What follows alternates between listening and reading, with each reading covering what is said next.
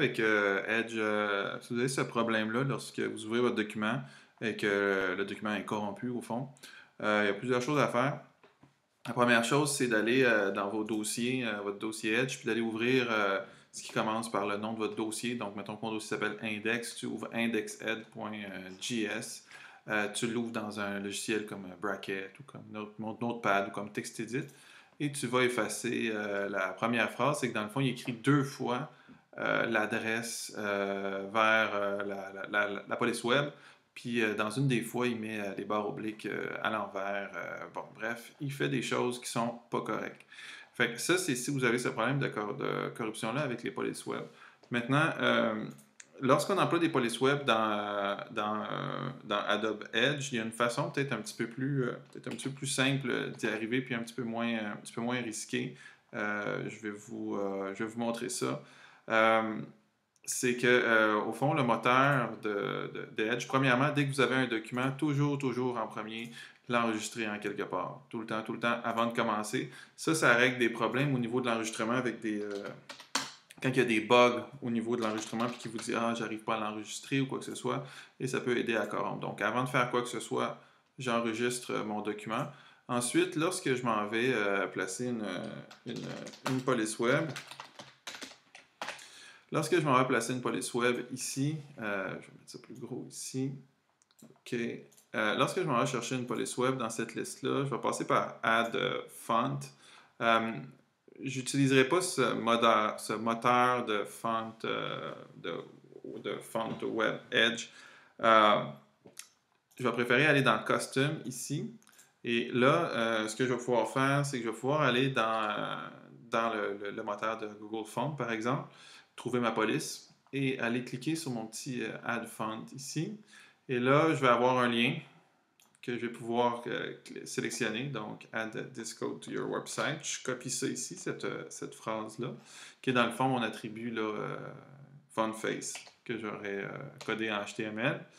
Et c'est dans Embed Code, c'est là que je vais mettre le code à embedder. Ensuite, dans Font Fallback List, ça, au fond, c'est le nom de ta police que tu vas écrire. Son nom est écrit ici.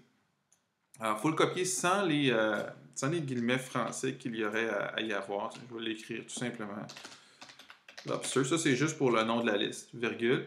Puis là, dans le fond, je vais écrire cursive après parce que s'il ne trouve pas Lobster, je veux qu'il prenne une cursive.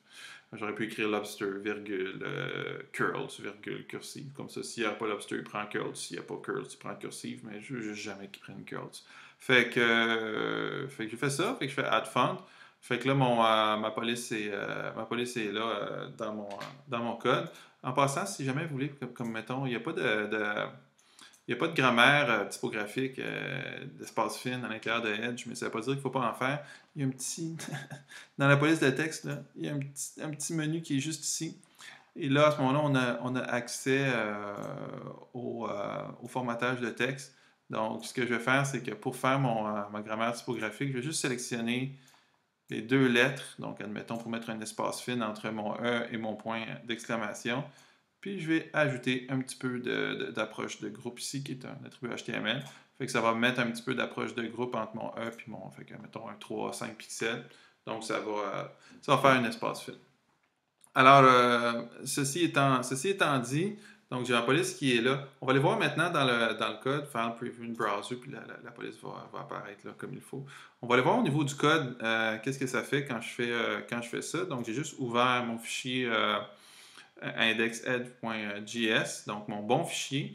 Alors on voit qu'il est écrit ici dans ma fonte, qui est juste écrit une fois, et il y a mon code qui est écrit ici. Lobster, cursive, link href. Si je regarde, j'ai fait la même affaire, mais avec le moteur de Edge. On voit que lui, avec le moteur de Edge, bon là, il ne l'a pas écrit deux fois. Cette erreur-là, elle est random. Si on peut pas... Des fois, il l'écrit deux fois, des fois, il l'écrit juste une fois, puis des fois, il l'écrit mal.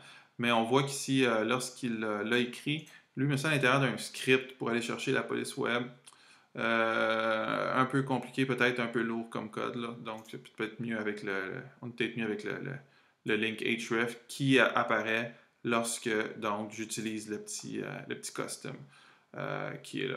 Fait que si ça marche bien pour vos documents avec le petit Add Font puis les Edge Web Font, ben continuez comme ça.